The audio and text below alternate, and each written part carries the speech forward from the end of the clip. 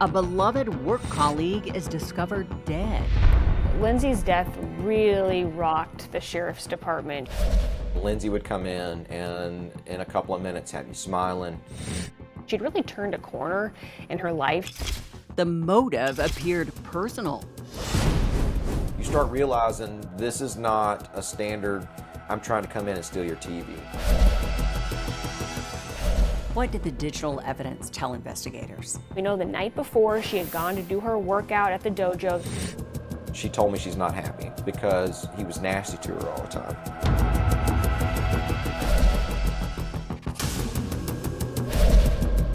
This was a pure case of, if I can't have you, nobody will.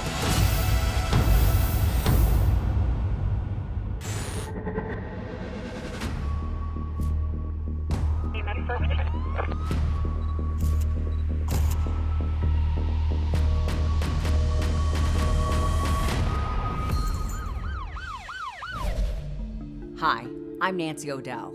Today's Crime Exposé brings us to West Columbia, South Carolina, a quiet suburb of the state capital, where residents were shocked to learn of a young woman's murder in her own home. Investigators followed a trail of confusing clues and evidence until a Fitbit watch, a cell phone, and DNA evidence would ultimately reveal the sinister plot that had been set into motion. It was a sunny morning in March when colleagues of 31-year-old Lindsey Nicole Lee began to worry. Lindsey Lee worked in the IT department at the Lexington County Sheriff's Department, and she was very well liked. She was loud, she was boisterous, she was fun, and most importantly, she always had a morning routine. She always went to the gym, she worked out, and then she came straight into the office. And then she would be in her desk before everybody else started working. And when people started coming in at 8 o'clock in the morning, she's not there, and that's not normal. Lieutenant Olin Sexton was in charge of the Sheriff's Technology and Records Division, and he was also a close friend of Lindsey's. So I'm like, it's okay, she's probably at the gym still or something, so I text her, and that's odd for her not to text back. So now I'm starting to get worried. A nearby colleague was sent to her home for a wellness check. The deputy arrived at her house. She lived in a quiet neighborhood in West Columbia. So he pulls up and he sees the gate to the back side of the house is open. Lindsey's car was still parked in the driveway. The car's cold, and that's odd. It should have been hot. It should have been she just ran home. She might have forgot her phone. And so then he starts to check the house and the doors. So he follows that gate around, and when he gets to the back door, he sees splintered wood. The door is open. It looks like someone has forced this back door open. Being in law enforcement, all of a sudden their senses are heightened. After calling for backup, the deputy entered the house. Both him and his partner start to work the house. They find a bunch of stuff that's spilled out on the floor, and as they move through, they can hear the shower running. There's a bathroom on the main floor, and so they make their way to the bathroom, and when they open the bathroom door, the curtain to the tub is drawn, but that's where the water sound is coming from, and they pull the curtain back, and that is when they find Lindsey laying in the tub, what was described as coffin style, with the water running over her. She has a huge 6-inch gash to her throat. When they first found her, they found her without any clothes on except for a pair of tight-fitting boxers she was wearing. So she had no top on. She looked very drained and pale, and the shower was washing all that stuff away and had been doing that for quite some time. The crime scene spoke volumes to investigators. Whoever did this to her had cut her fingernails. So if there was a struggle, whoever did this was trying to clean up the evidence. Promising clues were found near the front door to the house. In the foyer is bagged groceries that have been strewn everywhere. Underneath some of those grocery bags, they find about dime-sized pieces of blue latex. The latex pieces were collected. And then they look in her washing and drying machine, and they find what appear to be her clothes that were left in the wash cycle. So those are also photographed and documented as possible evidence. The suspect had covered up their tracks, and nothing appeared to be missing from the home. There was nothing to lead them to believe at that point that someone had come in, broke in, some kind of robbery. It was much more sinister than that because everything was still generally where it was supposed to be. A search of Lindsey's car turned up another piece of evidence. What was found in the glove compartment of Lindsey's car? They found marijuana in the car. But those who worked with Lindsey in the sheriff's department and knew her well were confident it was not hers. She was such a healthy person and cared so much about her body and her mind. Absolutely no doubt in my mind that that was not hers. That had been planted, that had to be put in there for some reason. Despite the confusing evidence, investigators believe the motive for Lindsey's murder was personal. She was not only choked, but then her throat was cut and put into a bathtub and fingernails cut and her clothes was washed. You start realizing that this is a lot of personal to this. He talked about their relationship. They were just best friends. That is how he portrayed their relationship.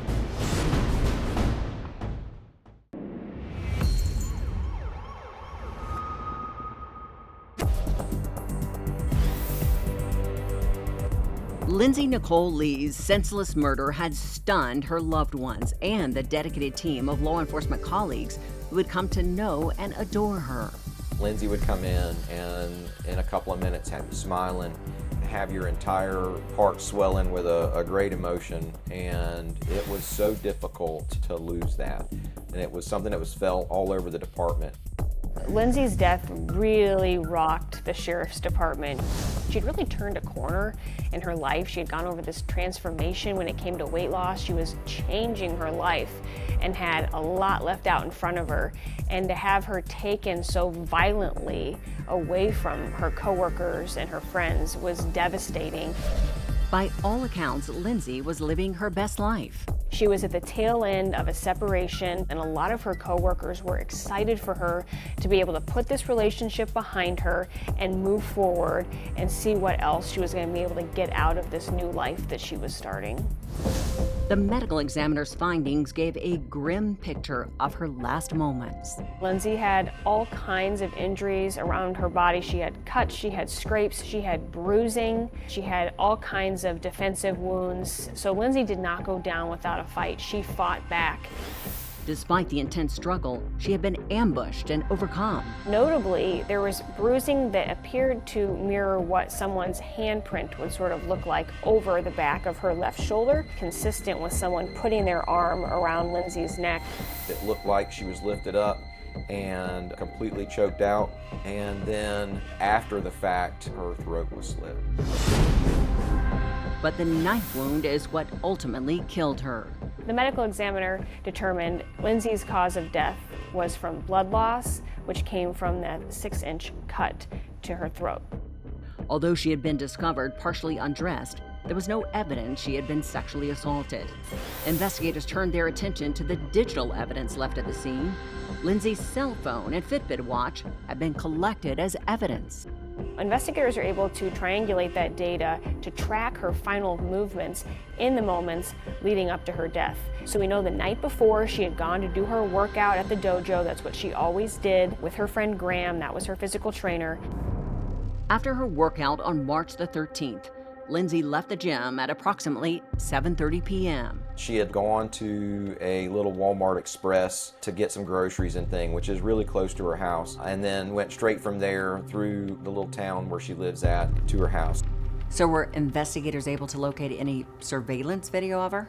So once the state law enforcement was able to kind of get a track of where she was using the equipment, they were able to go back to the little Walmart convenience store and to pull up video that shows her coming out of her car, going into the store, what she bought, picking up a couple of groceries, and then being able to leave. So it gave them a concrete time of she's healthy, she's well, she's moving, picked up her stuff, and was heading home. Lindsey is seen wearing the same clothing she was murdered in. The clothes that they found in the washer was the clothes that she had on at the little convenience store. And it kind of confirmed that from the video is that she went straight home and that this was something that occurred as she got in the door. The cell records also showed messages and texts sent to Lindsey at the time police believe she was murdered. Graham hit her up that evening to say, hey, just checking on you. and she didn't respond. The timing of Graham's text piqued the curiosity of police. They went to Graham to try to find out what he knew, because based on what they were piecing together through her digital evidence, Graham was likely the last person to see Lindsey alive after she left the gym and headed to the grocery store. The trainer was cooperative with police and explained he often texted Lindsey after their workouts. He talked about their relationship. They were just best friends. That is how he portrayed their relationship. They got very close. He working at the gym that Lindsey went to and really helping her on that weight loss journey. Investigators collected Graham's DNA and did not find any evidence linking him to Lindsey's murder. However, the information he shared with them about Lindsey's soon-to-be ex-husband, Jason Lee, and his behavior raised red flags. He's showing up and he's trying to give her flowers. He's trying to make amends. He's calling everybody that he can call to try to get back with her.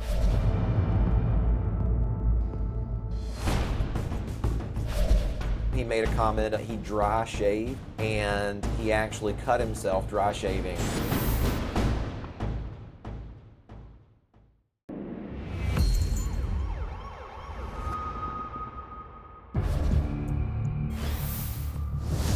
Investigators were eager to speak to Lindsey Lee's estranged husband, Jason, after learning the couple had been separated after 6 years of marriage. And she told me she's not happy. And she confesses that the real reason that she started to try to lose weight was because he was nasty to her all the time. Lindsey had started her weight loss and fitness journey with her husband, thinking it would bring them together. And she's at a point where she is now healthy, and now he's again being demeaning, and he's being nasty to her, and he's talking down to her, and he's accusing her of sleeping around because now she's healthy. And so her point is, I can't win for losing. I've tried to do this for him and get better, and now I'm at a point where I'm better, and he's still ugly and hateful, and I just got to get out of it. Lindsey had officially moved on, and everyone thought Jason had too. About a month before Lindsey was murdered, Jason Lee moved about an hour and a half away to near Greenville, South Carolina. He had a job as a locksmith, and he had a girlfriend, so it appeared that both of them had moved on. However, friends who were close to the couple became aware of Jason's inability to let go. He's calling us, and we're not taking his calls no more. And all these people who were there are like, Jason, you've got to stop. This is not okay anymore. Move on. So he left the house, but he wasn't over it. While Lindsey had transformed her life for the better, Jason's had taken a downward spiral. Jason had fallen off the wagon when it came to their weight loss journey that they had initially started together. He was having severe financial problems. He had almost no money in the bank. His car was going to be repossessed. He was going to be evicted from his apartment. On top of all of that, he still owed Lindsey money prior to the divorce being finalized. She made more money than him. She's succeeding in life, succeeding at the department, and everything that he has is falling apart. Investigators had first approached Lindsey's estranged husband, Jason Lee, immediately after her murder. When investigators let him know what has happened to Lindsey, he appears confused at first and then bursts into tears. Some very pronounced scratches were visible on his face. He made a comment that he dry shaved, and he actually cut himself dry shaving. There's no way that that would have occurred with the razor. They knew looking at it that these were somebody's fingers that had raked across his face. In his agitated state, Jason started talking with little prompting. Jason tells investigators that night he'd come home from work and his foot was really hurting him. So he took some pain medication and he fell asleep. But Jason's work colleagues painted a slightly different version of events. Jason's coworkers mentioned to investigators is throughout the day, he had had no mention or limping of any kind when it came to that foot that he told them was hurting. And he gave them a different story to explain the scratches on his face. He told them he'd been scratched by a cat. Jason allowed investigators to obtain a swab of his DNA, and he let them download his phone and Fitbit data too. And what did the digital evidence show? So Jason's cell phone had been turned off for a 12-hour period prior to and just after the time frame that investigators thought that Lindsey had been murdered in. He wore a Fitbit religiously all the time. However, There were huge black holes and gaps in that Fitbit, again, in and around the time leading up to Lindsey's murder and immediately after. The lack of that digital evidence helped them establish the fact that this is out of character, this is outside of the pattern that he normally shows when it comes to using his phone and his Fitbit. Major red flags for investigators. A search of Jason's apartment turned up more incriminating evidence. Investigators find a package of blue latex gloves inside a backpack in his apartment. Those match very closely, if not perfectly, to the small pieces of latex that were found on the floor of Lindsey's home. And when Jason's DNA was compared to the latex pieces found in Lindsey's home, the results were stunning. DNA ultimately linked Jason Lee to those pieces of gloves found inside Lindsey's house. After a couple of days of talking with Jason, talking with his coworkers, looking at his phone, looking at his Fitbit, and then searching his apartment, investigators decide they have enough evidence to arrest Jason Lee for the murder of his estranged wife, Lindsey. On March 17th, 3 days after Lindsey was discovered dead, Jason Lee was arrested and charged with her murder and first-degree burglary for unlawfully entering her home to commit a crime. There was a certain level of rage and jealousy that investigators say caused Jason to commit such a heinous and vicious attack against his estranged wife. This was a pure case of, if I can't have you, nobody will.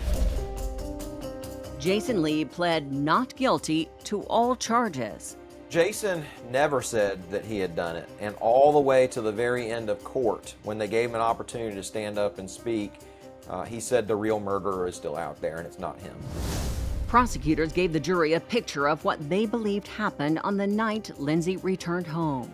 Lindsey came home from the grocery store, came through the front door, and Jason was laying there and waiting for her to come inside. And as soon as she came inside into that foyer area, he attacked. There was a struggle, explained why all of the groceries were everywhere. They also explained how the pieces of latex had likely been left behind. Investigators believe Jason had those latex gloves on to prevent any kind of fingerprints from being left, but what he didn't account for was during that struggle when Lindsey was fighting for her life, she was able to claw pieces of those gloves away that landed on the floor, and Jason missed those as he left the house, and ultimately investigators say that DNA is a big piece of what led to his conviction. The 40-year-old locksmith was found guilty of burglary and first-degree murder. That guilty verdict only took 60 minutes or so of deliberation. It was very quick for a murder trial. Jason Lee was sentenced to life in prison without parole. She was an outstanding friend. It is hard not to have her in our lives.